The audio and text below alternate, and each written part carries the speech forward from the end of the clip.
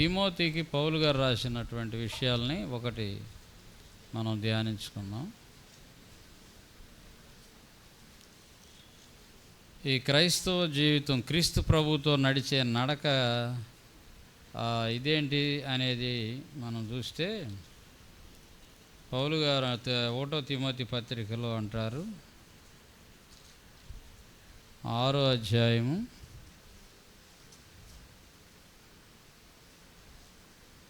11-12 వచనాలు. దైవజనుడా, నీవైతే వీటిని విసర్జించి నీతిని, భక్తిని, విశ్వాసమును, ప్రేమను, ఓర్పును, సాత్వికమును సంపాదించుకున్నట్టుకు ప్రయాసపడుము. విశ్వాస సంబంధమైన మంచి పోరాడము, నిత్య జీవమును చేపట్టుము. అది సరే. పరిశుద్ధుడు అయిన తండ్రి, మేము విని గ్రహించుకుని లోబడి జీవించే భాగ్యం దయచేయి. యేసు నామమున వేడుకొని ప్రార్థన చేస్తున్నాం మా పరమ తండ్రి, ఆమేన్. ఏమంటారు? నిత్య జీవమును చేపట్టుము.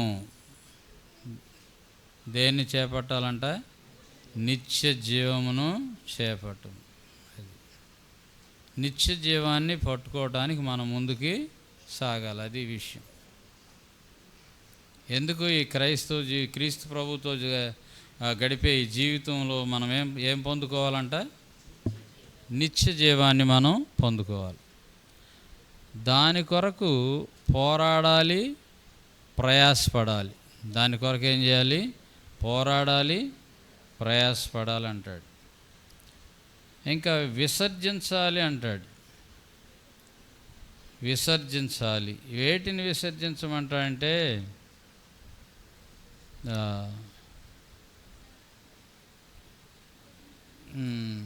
9వ వచనం, ధనవంతులొకటకు అపేక్షించువారు శోధనలోను, ఉరిలోను, అవివేకయుక్తములను, హానికరములు అనేక దురాశలలోను పడుదురు. అట్టివి మనుషులను నష్టములోను, నాశనములోను ముంచివేయును. ఎందుకనగా ధనాపేక్ష సమస్తమైన కీడులకు మూలము. కొందరు దాన్ని ఆశించి విశ్వాసం నుండి తొలగిపోయి నానా బాధలతో తమను తామే. ఇది ఒక్కదాని గురించి చెప్పాడు. విసర్జించాలని చాలా ఉన్నాయి. మనం దేన్ని పొందుకోవటానికి వెళుతున్నాం? నిత్య జీవాన్ని పొందుకోవటానికి. ఇక్కడ ఒకటి చెప్పాడు, అదేంటే ధనాపేక్ష, దానికి సంబంధమైనటువంటి పరిస్థితులు. ధనాపేక్ష అంటే ఏంటంటే, గతంలో ఒక ప్రపంచ ధనవంతుడు ఉన్నాడు. ఇప్పుడు ఆయన ఏ స్థాయిలో ఉన్నాడు నాకు తెలియదు. అతన్ని విలేకరులు అడిగితే ప్రపంచం మొత్తమే అతనే మొదటి ధనవంతుడు. పేరు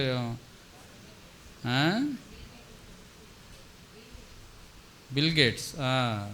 అతను అంటాడు విలేకరులతో, నీకేం కావాలి, ఇంకా నువ్వే కదా ప్రపంచంలో మొదటి ధనవంతుడు అంటే, ఐ వాంట్ $1 more అన్నాడు.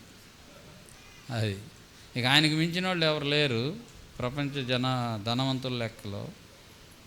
ధన ఆపేక్ష అంటే తెల్లారి లేచిన కాడి నుంచి దాని మీదే ప్రయాసపడతా ఉంటారు. దేవునికి చోటు ఉండదు మనసులో.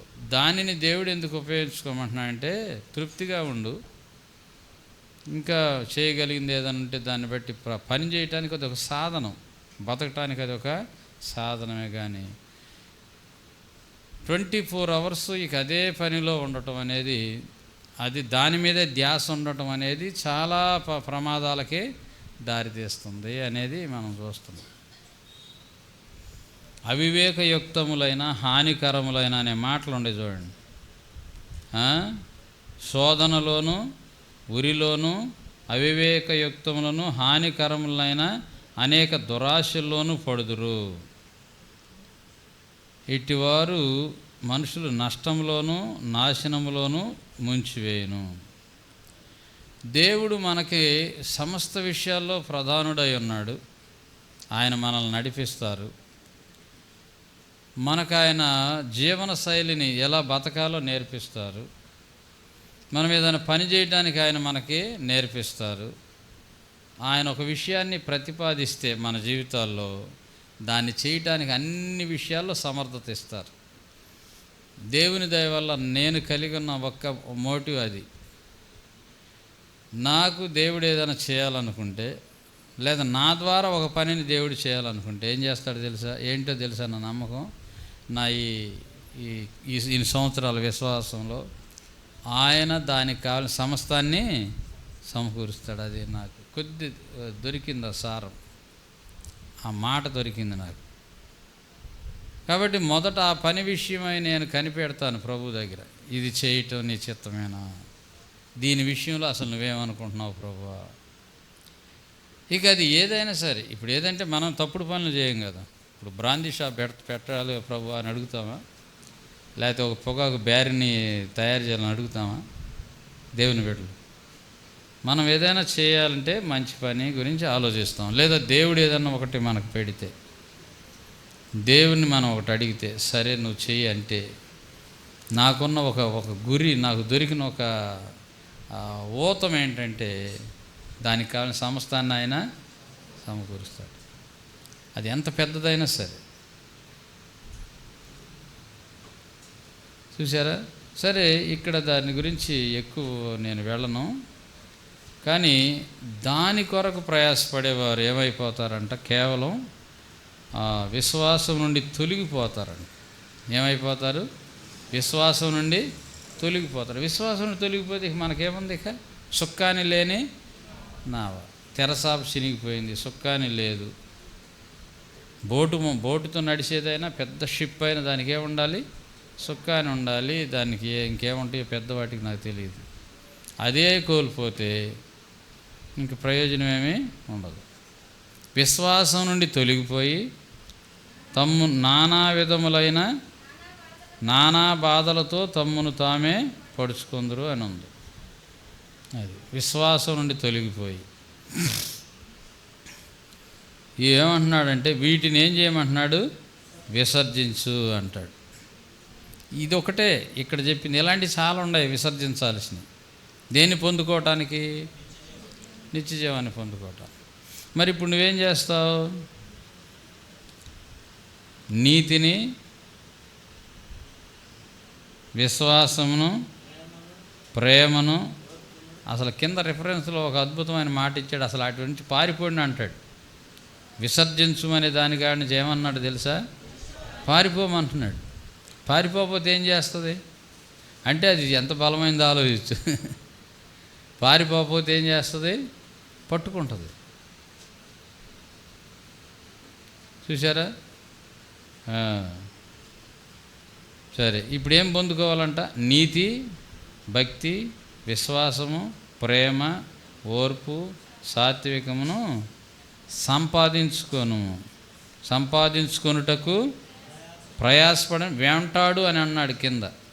ప్రయాసపడటం అంటే ఫాలో దెమ్, వాటిని వెంబడించు. విసర్జించాల్సినవి చాలా ఉన్నాయి. ఒకటి చెప్పాడు, దానివలన పర్యవసానాలని చెప్పాడు పౌలు గారు తిమోతికి. సంపాదించుకోవాల్సినవి కొన్ని చెప్పారు, వాటిని పొందుకోవటానికి ప్రయాసపడమన్నాడు. అంటే ఏంటంటే వాటిని వెంబడించు అన్నాడు.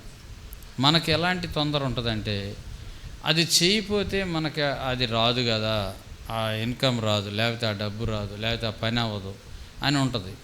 ప్రభువును వెంబడించడం మనం నేర్చుకుంటే దేవుడు ఏమంటాడంటే ఇవన్నీ మీకు కావాలని మీ పరలోకపు తండ్రికి తెలుసు. వినమ్మా, ఇవన్నీ నీకు కావాలని నీ పరలోకపు తండ్రికి తెలుసు.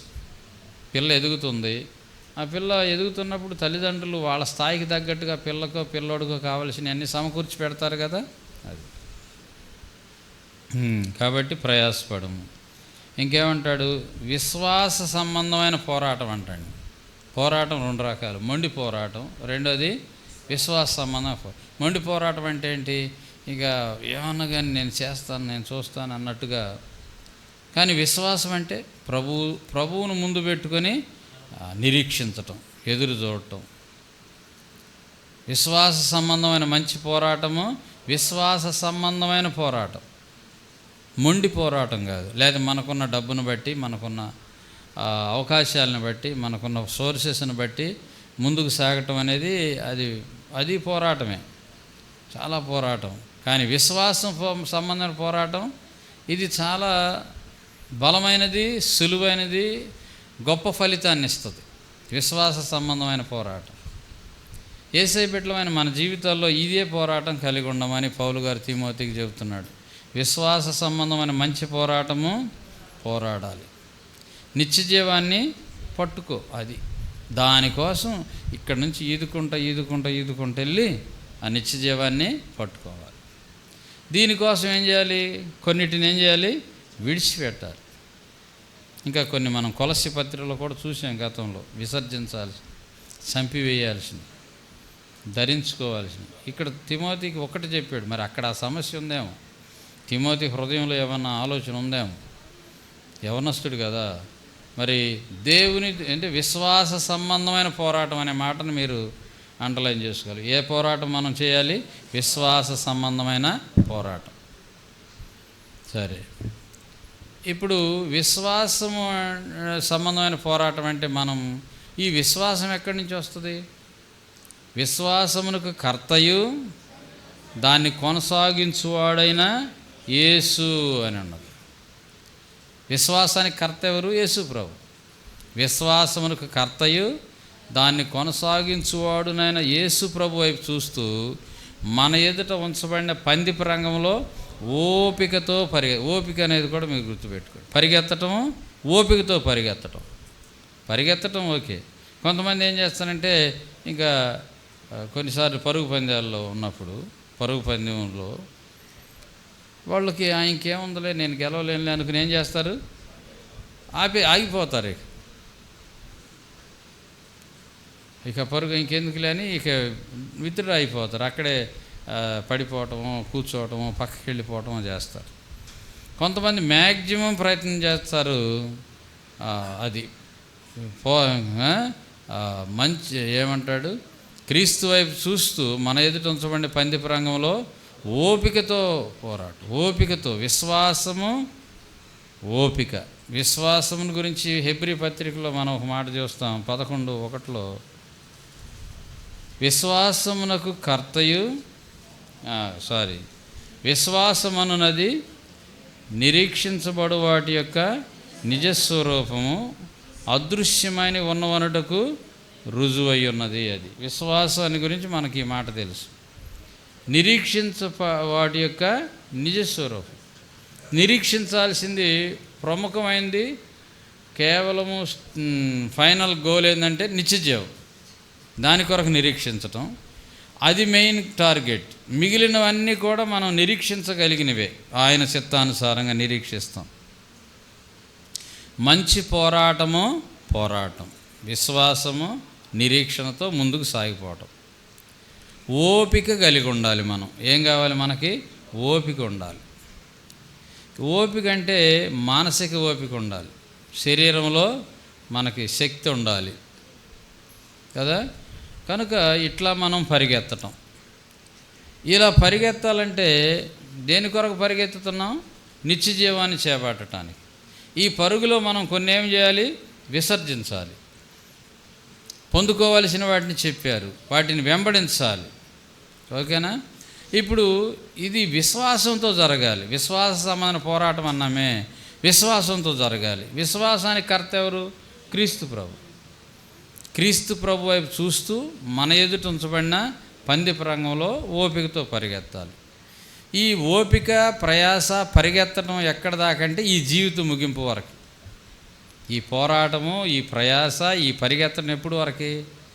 ఇక తర్వాత పరిగెత్తేది ఏమి లేదు. ఇక నీకేదో ఒక స్థాయిలో గెలుపు ఉంటుంది, 1, 2, 3 ఏదో ఒకటి, మనం దానిలో ప్రవేశిస్తాం. ఈ ప్రయాస, పరిగెత్తుడు ఎక్కడంటే మనకి గ్రహింపు వచ్చిన కాడ నుంచి ముగింపు వరకు. ఈ ఓపిక కోసం మనం ఏం చేయాలంటే శక్తిని పొందుకోవాలి. మనం అదే నిన్న క్లుప్తంగా ప్రస్తావించాం, కానీ దాన్ని జాగ్రత్తగా చూడండి.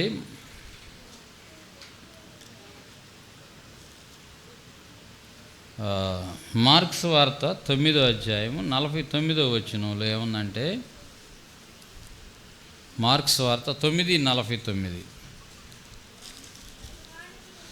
ప్రతివానికి ఉప్పు సారము అగ్ని వలన కలుగును. అది ఈ ఓపిక మనకేం కావాలి? సారం కావాలి. ప్రతివానికి ఉప్పు సారము ఎలా? ప్రతివానికి ఉప్పు సారమేనండి. ప్రతివానికి ఉప్పు సారము అగ్ని వలన కలుగును. అది ఉప్పుకు సారం అగ్ని వలన కలుగును అనేది వేరు. ఇక్కడ వ్యక్తిని అక్కడ చూపిస్తూ ఉన్నాడు ప్రభు. ప్రతి వ్యక్తికి సారం ఎక్కడి నుంచి వస్తుంది? ఎలాంటి సారం అది? ఉప్పు సారము ఎక్కడి నుంచి వస్తుంది? అగ్ని వలన కలుగుతుంది. అది ఇప్పుడు ఓపిక కావాలంటే, పరిగెత్తాలంటే, మనం ఈ జీవితయాత్రలో కొనసాగాలంటే మనకేం కావాలి? సారం కావాలి. ఇది మనకు ఎక్కడి నుంచి వస్తుందంటే ప్రభువు దగ్గర కూర్చోవాలి. ఇప్పుడు మీకు తెలుసు, ఉప్పు తయారీ విధానం మనకు తెలుసు. తెలియకపోతే వీళ్ళల్లో ప్రాక్టికల్ చేయొచ్చు. ఒక మానేడు నీళ్లు లేకపోతే ఒక 2-3 లీటర్లు సముద్రపు నీళ్లు తెప్పించి ఒక ప్లేట్లో పోసి ఎండలో పెట్టి ఉంచండి. ఎండ బాగా తగులుతున్నప్పుడు చేయండి. అప్పుడేమైద్ది? వాటర్ ఆవిరైపోద్ది, వ్యర్థాలు అడుగున మిగిలిపోతాయి, స్పష్టమైన క్రిస్టల్ కళ్ళుప్పు అక్కడ వస్తుంది. అంతేనా? మళ్ళుల్లో చేసే విధానం అది. ఈ ఉప్పు నీరు అగ్ని తగలకుండా ఉన్నంతకాలం దానిలో నుంచి ఉప్పు తయారు కాదు. అది ఉప్పు నీరుగానే ఉంటుంది. దాన్ని కూరల్లో వాడటానికి పనికిరాదు. మనం ఏది పనికిరాదు దేనికి. అది సరే, దాని ఉపయోగాలు దానికి ఉంటాయి, అది వేరు. కానీ ఉప్పు తయారవ్వాలంటే, ఉప్పు సారం రావాలంటే దాన్ని ఎక్కడ ఉంచాలి? అలాగే మనము సారం కలిగిన, ఓపిక కలిగిన వ్యక్తులుగా మారాలంటే మనం ప్రభువుతో సమయాన్ని గడపాలి. నాకు అది కుదరదు, నాకు అది చేత కాదు, నాకు తెలియదు అంటే నువ్వు ఉప్పు నీరుగానే ఉండొచ్చు. ఒకవేళ క్రిస్టల్గా మారలేవు, సారం కలిగిన వ్యక్తిగా మారలేవు. దేవుని వాక్యము అగ్ని వంటిది. రాత్రి ఒక వాక్యం చూసాం, హెబ్రీ పత్రికలో 11లో ఆ చివరి వచనంలో ఉంటుంది, దేవుడు దహించు అగ్ని అయి ఉన్నాడు అని ఉంటుంది. మరి ఇర్మియా గ్రంథంలో ఏముంది? వాక్యము అగ్ని వంటిది. ఈ వాక్యపు కింద వస్తే మనం దేవుని యొక్క సన్నిధిలో కొంత టైం గడపటానికి మనం దేవునికి సమయం ఇస్తే ఏమవుతుందంటే మనలో ఉన్న వ్యర్థాలన్నీ ఏమైపోతాయి? పోతాయి. ఉప్పు నీటిలో ఉన్న వ్యర్థాలు, నీరేమో ఆవిరైపోయినట్టు, ఏదన్నా మలినం ఉంటే కింద ఆగిపోయి దానిలోంచి కళ్ళుప్పు క్రిస్టల్ తయారైనట్టు ప్రభువు దగ్గర కనుక మనం సమయాన్ని ఇవ్వగలిగితే, పెద్దలు చెప్తారు ఉదాహరణకి సుమారు 2.5 గంటలని 24 అవర్స్లో ఎన్ని గంటలు వ్యక్తిగతంగా గడిపే సమయం తీసుకుని మనము ప్రభు యొక్క అగ్నికి మనల్ని పెట్టుకుంటే దేవుని శక్తి సారం మనలోకి వస్తుంది. ప్రతివానికి ఉప్పు సారము అగ్ని వలన కలుగును. మనస్ఫూర్తిగా హృదయవంతుడితో ప్రభు సన్నిధిలో గడిపే టైం వ్యర్థము కాదు. దేవుడు నీకు శక్తినిస్తాడు, దేవుడు నీకు బలం ఇస్తాడు, పరిశుద్ధతనిస్తాడు, స్వస్థతనిస్తాడు, మానసికమైన జయాన్ని ఇస్తాడు, ఆత్మీయమైన జయాన్ని ఇస్తాడు. నిన్ను సారం కలిగిన వ్యక్తిగా తయారు చేస్తాడు, నిన్ను సారం కలిగిన వ్యక్తిగా మారుస్తాడు. చూసారా? ఇప్పుడు ఈ సారం మనకి ముందుకు సాగటానికి పనికి వస్తుంది. ఈ సారం ఎందుకు పనికి వస్తుంది? ముందుకు సాగటానికి పనికి వస్తుంది. విశ్వాసమునకు కర్త ఆయనే, కొనసాగించేది ఆయనే. మనం మాత్రం ఏం చేయాలి? ఆ విశ్వాసమును కర్త, దాన్ని కొనసాగించువాడని యేసు వైపు చూస్తూ మన ఎదుట ఉంచబడిన పందెపు రంగంలో ఓపికతో పరిగెత్తాలి. ఏం చేపట్టడానికి? నిత్య జీవాన్ని చేపట్టడానికి. ఈ పరుగు పందెంలో మరి నీకు అన్నము, నీరు, ఏ వస్త్రాలు ఏమేమి వద్దా?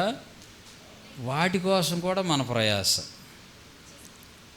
కానీ ఇవన్నిటినీ చేపట్టుకుంటాం. పరుగు పందెంలో మంచినీళ్ళు కావాలి కాబట్టి ఏం చేస్తారు వాళ్ళు? మధ్యలో బాటిల్స్ అందిస్తూ ఉంటారు. గవాల్ని అట్లా తీసుకుని తాగేసుకుని పోతాడు. మంచినీళ్ళు తాగటం ముఖ్యమే, కానీ ఏం చేయటం ముఖ్యము? అందరికంటే ముందు వెళ్ళి అక్కడికి వెళ్ళటం ముఖ్యం. చూసారు ఎప్పుడన్నా? నేను ఆ గేమ్స్ చూసినప్పుడు వాళ్ళకి నీళ్లు కొన్నిసార్లు ఆ పక్కనే ఉండి నీళ్లు చల్లుతూ ఉంటారు. వీళ్ళు బాగా వేడెక్కిపోయినప్పుడు బాటిల్స్ అందిస్తూ ఉంటారు. దానికి అమ్మయ్య అని ఇట్లా పట్టుకుని తాగుతూ కూర్చుంటాడు. ఏంటాడు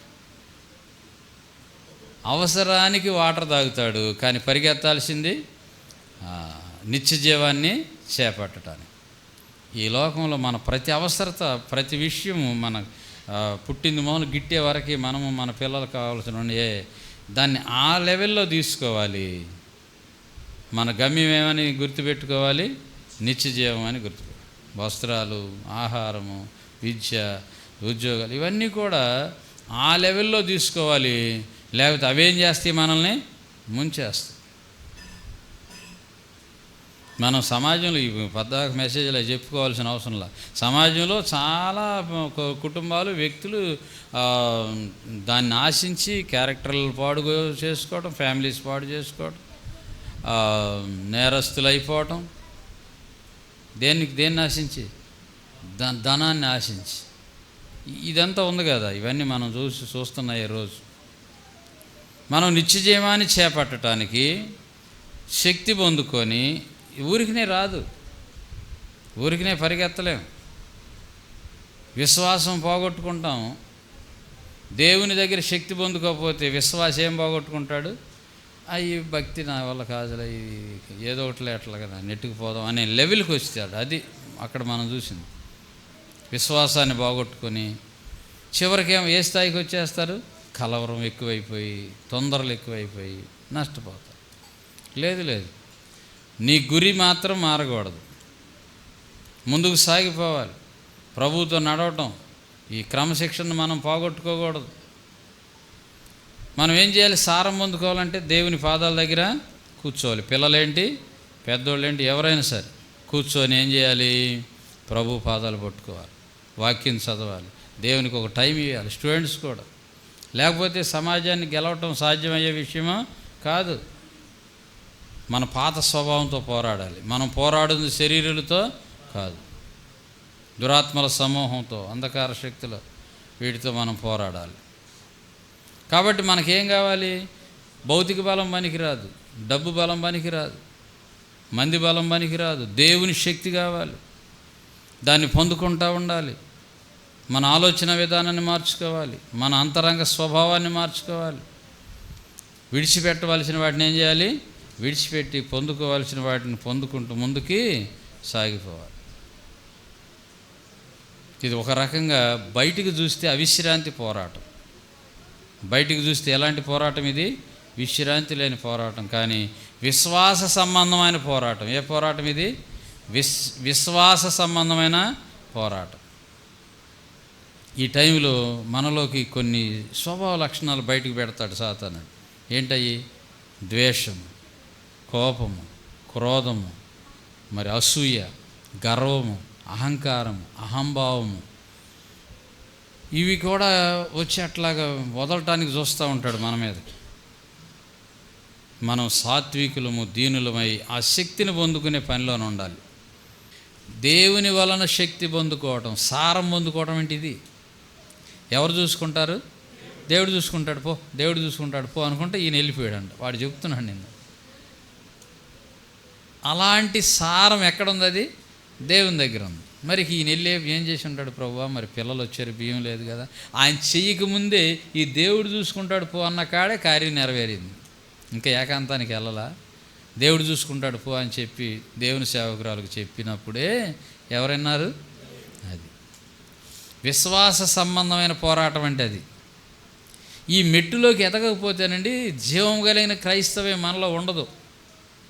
ఈ మెట్టులోకి ఎదగాలి. ఊరికి ఆదివారం రావటం మనకు అవసరాలు ఉండవేమండి అని మీరు అన్నది ఎందుకు? బోల్డ్ అవసరాలు ఉంటాయి, కానీ అవసరం కోసమే కూర్చుంటే అవి 10 రెట్లు పెరుగుతాయి. ఇంకా దేవుడు చూసుకుంటాడులే పో అనే మాట ఎలాంటిది? ఇంట్లో బియ్యం గింజలేవు, వీళ్ళు ముగ్గురు ప్లస్ వాళ్ళిద్దరు అయితే ఆపరిని కూర్చుంటారు. వీళ్ళు విశ్వాసం లేనోళ్ళు, రక్షణ లేనోళ్ళు, యవనస్తులు. వీళ్ళకి మరి ఎండగడితే ఎట్లా? అది విశ్వాస సంబంధమైన మంచి పోరాటము దేవుని సన్నిధిలో కూర్చుంటే ఇలాంటి సారంలోకి మనల్ని దేవుడు నింపుతాడు. అప్పుడు ఏమవుతుందంటే ఆ సారం మనకు పనికి వస్తుంది. ఇప్పుడు ఆ ఉప్పు తయారవ్వాలంటే ఎక్కడ పెట్టాలి? ఆ వాటర్ని, సాల్ట్ వాటర్ని అగ్ని కింద పెట్టాలి, సూర్యరశ్మి కింద పెట్టాలి.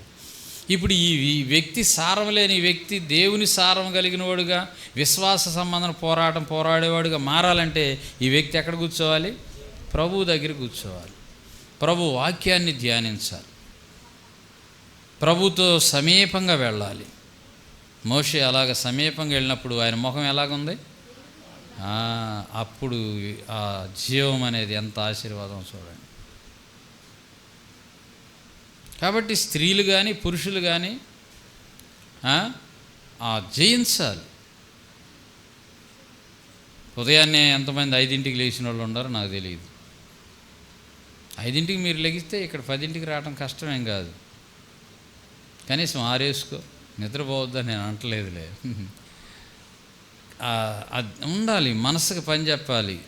నేను మొన్న చెప్పాను, బాడీ యజమానిగా ఉంచావంటే అది చాలా చెడ్డ యజమాని.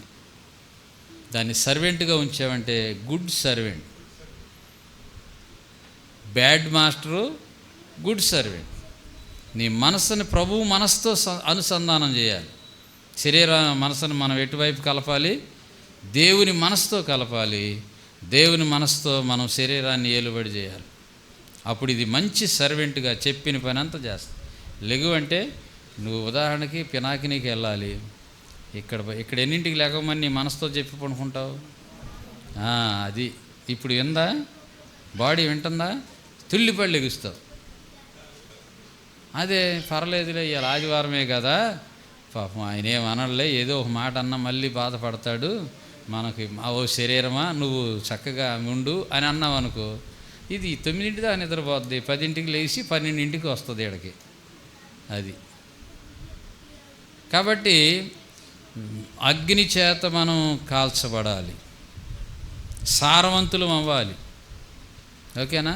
సరే, ఇప్పుడు ఈ సారాన్ని మనం కలిగి ఉండి మన పిల్లలకు దాన్ని మన కుటుంబంలో ఉంచుతాం. తర్వాత ఈ ఉప్పును వ్యాపారానికి వాడాలి. వ్యాపారం చేయకపోతే నీకు ఎక్కడి నుంచి వస్తాయి డబ్బులు? సరే, డబ్బుల కోసం ఉప్పును అమ్ముతారు మామూలుగా, మరి నీలో ఉన్న ఉప్పుని ఆత్మలు సంపాదించే వ్యాపారం చేయాలి. లేదులేండి నేను గోడౌన్లో స్టాక్ పెట్టుకుంటానంటే కొన్ని సంవత్సరాలకి ఆ ఉప్పులో సారం పోయి నిస్సారం అయిపోయింది. అది ఎవరి వలన ప్రయోజనమో లేదు.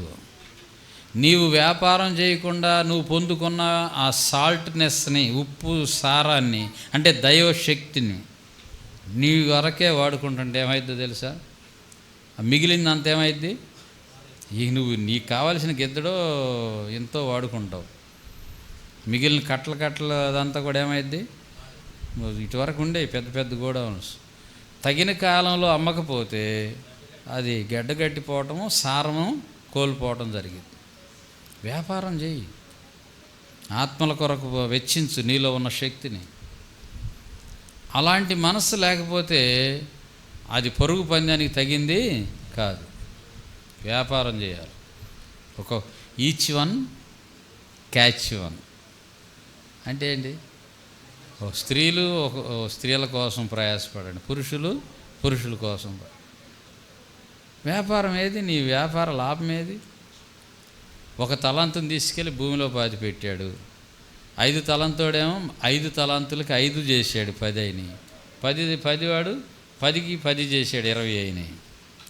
ఈ సారము దేవుని దగ్గర నుంచి వచ్చినటువంటి శక్తి నువ్వు డబ్బుతో కొన్నది కాదు, నీ తెలివితో కొన్నది కాదు, నాది అంటానికి వీలు లేదు, దేవునిది అది.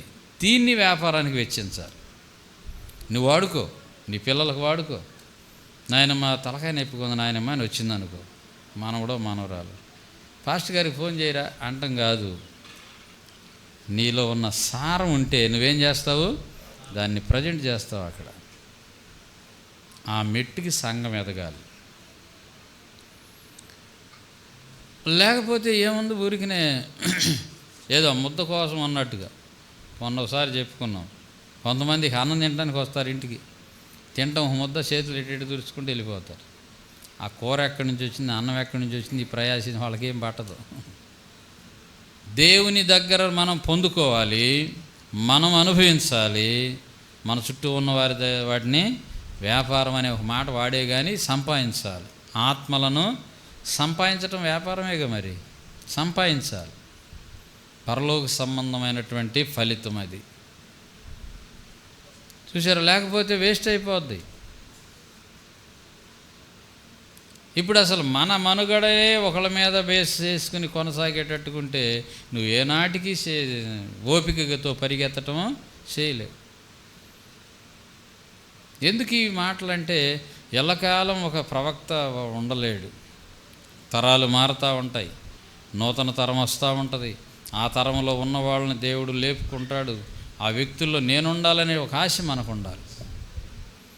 నా కుటుంబము, నా పిల్లలు, నా బంధువులు, నా రక్త సంబంధికులు ఎంతమంది నశించిపోతున్నారు అనేటువంటి తపన. కొంతమందికి భర్త మారడు, కొంతమందికి భార్య మారదు, కొంతమంది పిల్లలు మారరు. ఈ విషయాల మీద మనం ఏం పొందుకోవాలి? ఇప్పుడు మనము సారాన్ని పొందుకొని ఆ సారంతో ఓపికతో మన ఎదుట ఉంచబడిన పందెపు రంగంలో ఓపికతో పరిగెత్తాలి. ఇప్పుడు ఏమంటారు మత్తయి సువార్తలో ప్రభు, మీరు లోకమునకు ఏమై ఉన్నారు? ఉప్పు అయి ఉన్నారు. మరి లోకానికి అంతటికి ఉప్పు అయి ఉంటే నా ఇంటి వరకునే ఉప్పు అనుకుంటే ఎట్లా? ఆ ఉప్పు సరిపోయినంత నీ దగ్గర ఎంత ఉందో అంతతో వ్యాపారము చేయాలి, సంపాదించాలి. మీరు లోకమునకు ఏమై ఉన్నారంటారు ఇక్కడ? మీరు లోకమునకు ఉప్పు అయి ఉన్నారు. చూసారా, ఈ ఉప్పు నిస్సారం కాకుండా ఉండాలంటే ఏం చేయాలంటే వ్యాపారము చేయాలి. ఆత్మల కొరకైన ప్రయాసతో ముందుకి సాగాలి. ఇంకేమంటాడు? బయట వారవాడు మనుషుల చేత. చూసారా, ఇప్పుడు బుడ్డి ఉందండి మా ఇంట్లో, కరెంటు ఇప్పుడు కరెంట్ లైట్లే బుడ్డి ఉన్నప్పుడు ఆ బుడ్డి వెలిగించి గంప కింద కప్పెడితే ప్రయోజనం ఏముంది? ఇటు వరకే ఆ పక్కన వాళ్ళు బుడ్డి తెచ్చుకునేవాళ్ళు కాదు. సుప్నాతారం ఉండేవాళ్ళు కొంతమంది అట్లా ఇట్ట అడ్డం పెట్టి మేము చదువుకునేవాళ్ళు. చిన్నప్పుడు కిరసనాల బుడ్డులు తీసుకెళ్ళాలి. చిన్న పిల్లలకు ఉంటుంది ఆ బుద్ధి. ఆడు చూడు బుడి తెచ్చుకో, నా బుడి దగ్గర కూర్చొని చదువుకుంటున్నాడు అని అనిపించేది. చూడండి, ఏంటది? వెలుగు. దీపం వెలిగించి ఎక్కడ పెట్టాలి? దీపస్తంభం మీద పెడతావు, కానీ కొంచెం కిందో మంచం కిందో పెట్టంగా. అలాగే ఉప్పు సారం కలిగి నువ్వు సంపాదించుకుంటున్నావే, ఈ ఉప్పు సారాన్ని వాడుకో, నువ్వు కావలసినంత వాడుకో. ఇంకా మిగిలిందంత ఏం చేయాలి? వ్యాపారం చేసి ఆత్మలను లేకపోతే అది నిస్సారం అయిపోద్ది. మళ్ళీ పొందుకో, మళ్ళీ పరిగెత్తు, మళ్ళీ పొందుకో, మళ్ళీ పరిగెత్తు. అలాగా మన యొక్క విశ్వాస జీవితాన్ని ఇప్పుడు 2 తిమోతిలో 4వ అధ్యాయంలో పౌలు గారు అంటాడు. 2 తిమోతి 4వ అధ్యాయంలో పౌలు గారు ఏమంటాడంటే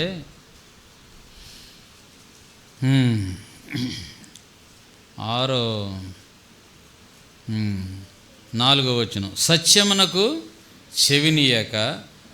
లోకం సంగతి చెబుతున్నాడు. లోకం సంగతి అంటే అన్యుల కంటే సంఘంలో ఉన్న వ్యక్తులకి. సత్యమునకు చెవినీయక కల్పనా కథల వైపు తిరుగు కాలము వచ్చును. ఏమిటి? బోధల్లోనే కథలు చక్కగా వినసొంపు కలిగిన మాటలు చెబుతుంటే వింటున్నారు, చాలామంది వస్తారు. చక్కగా సీటింగ్ అరేంజ్మెంట్ చేసి ఏసీ ఆన్ చేసి సెంట్రల్ ఏసీ పెట్టి చక్కగా పెడితే వినసొంపు మాటలుగా వెళ్తే మంచిగా ఉంటుంది. కానీ ఇక్కడ పౌలు గారు తిమోతికి ఏమంటున్నాడు? అయితే నీవు అన్ని విషయంలో మితముగా ఉండు, శ్రమపడుము, స్వార్థకుని పనిచేయము, నీ పరిచర్యను సంపూర్ణంగా జరిగించు.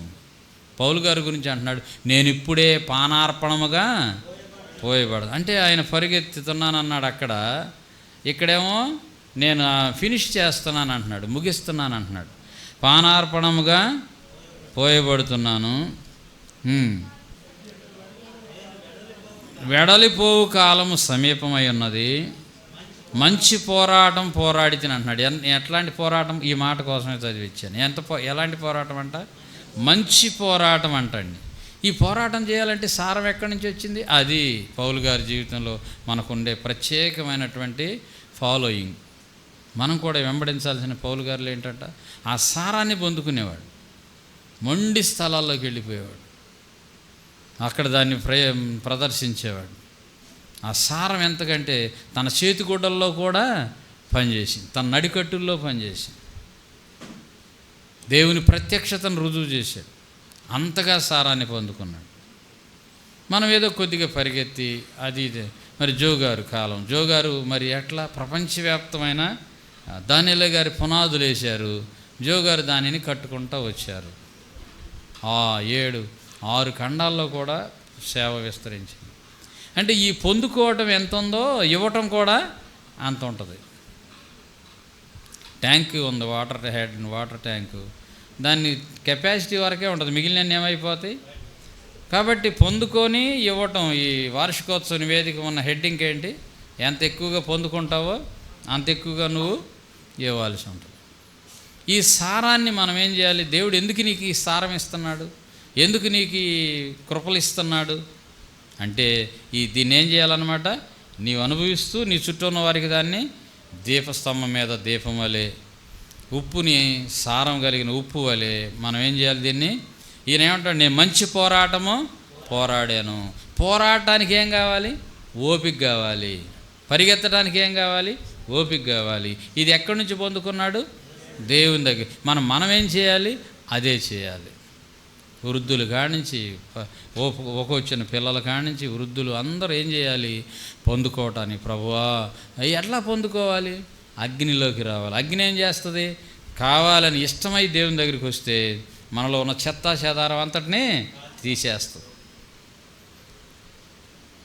నువ్వు రుచికరమైన వ్యక్తిగా మారిపోతావు. మనం అది పౌలు గారు చేస్తూ నిర్వాణ కాలం పూర్తిగా అయిపోయే వరకు నేను మంచి పోరాటము నా పరుగు కడముట్టించి తిని విశ్వాసమును విశ్వాస సంబంధమైన మంచి పోరాటం అన్నాడే, అది కాపాడుకున్నాడు.